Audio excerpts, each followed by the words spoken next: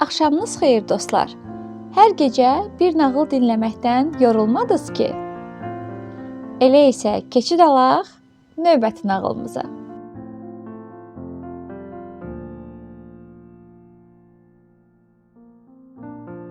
Bu axşam sizə Xəzinə qədər qiymətli soba adlı Avstriya nağılını danışacağam.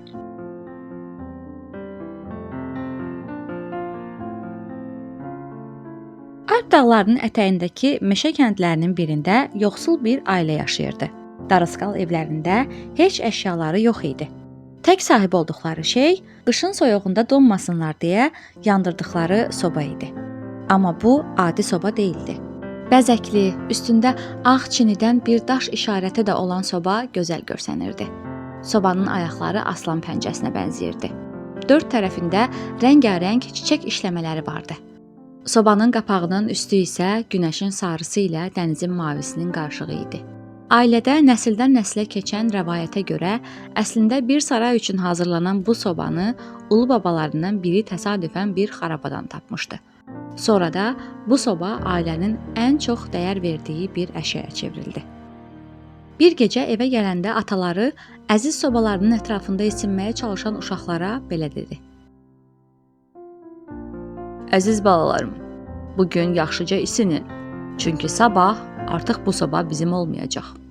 Çox çətin vəziyyətdəyik. Qarnımızı doyura bilmək üçün bu sobanı satmağa məcbur oldum. Ailədə hamı ağlayıb sızlasa da xeyri olmadı. Ataları başqa çıxış yolu qalmadığını deyirdi. Haqlı idi. Acından ölməkdənsə çox sevdikləri sobalarını satmaq da məntiqli qərar idi.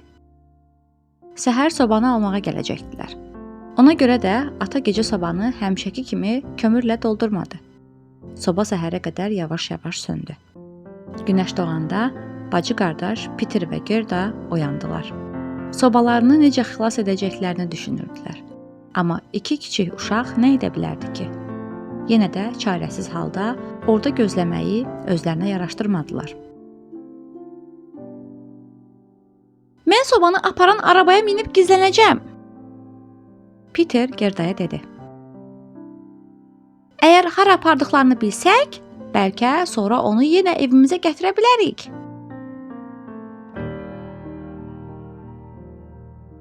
O dediyi kimi etdi. Sobanı aparmaq üçün gələn arabadan adamlar enəndə Peter arabanın arxa hissəsinə girib oradakı örtüyün altında gizləndi. Araba şəhərə doğru irəliləyirdi. Fəhlələrin danışığını eşidən Peter sobalarını dəmir yolu stansiyasına apardıqlarını, ertəsi gün səhər isə qatara yüklənəcəyini öyrəndi. Səssizcə sobanın içinə girib qapağını örtdü. Çünki içəriyə hava keçirdi. Sonra orada dərin yuxuya getdi.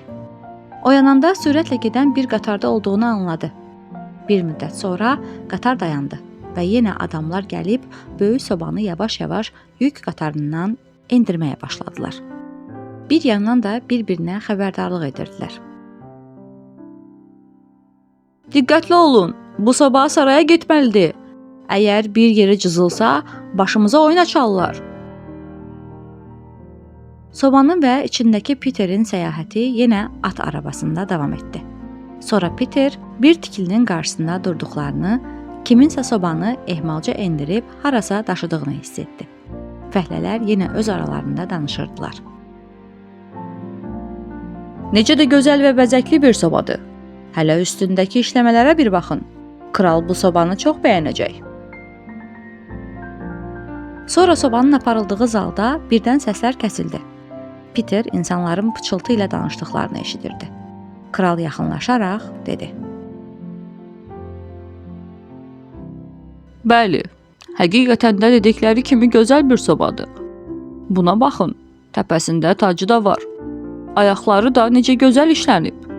Qapısı da gözəldir.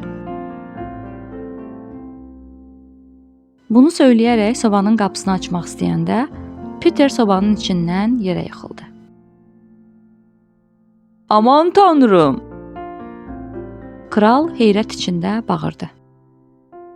Sən kimsən? Peter düz kralın ayağının qabağına düşmüşdü. Başını qaldıranda əynində sinəsi medallarla dolu pencək, başında tac olan kralın onu süzdüyünü gördü. Amma bu ağsaqqal adam qəzəblə deyil, səmimi, xoş bir ifadə ilə ona baxırdı. Peter biraz cəsarətini toplayıb başına gələnləri bir-bir ona nəql elədi. Kral diqqətlə Peterin və sobanın əhvalatını dinlədi. Uşaq sözlərini tamamlayanda bunları söylədi. Peter, danışdıqların çox maraqlıdır. Bu sobanı sizə verə bilmərəm. Çünki bu saray sobasıdır. Amma atana bir torba qızıl göndərəcəm. Bundan sonra heç vaxt yoxsulluq çəkməyəcəksiniz. Sənə gəlincə, sən çox cəsur oğlansan. İstəyirsənsə sarayda qalıb sobanın yanında həyatına davam edə bilərsən. Oxuyub bir peşə sahibi olarsan və gələcəkdə mənim sarayımda işləyərsən. Peter kralın təklifini qəbul etdi.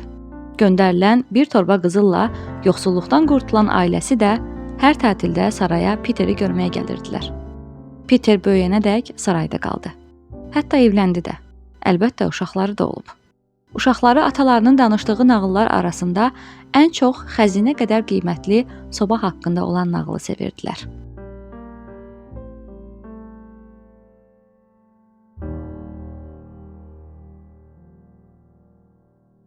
Bu axşamki nağılımızın da beləcə sonuna gəldik.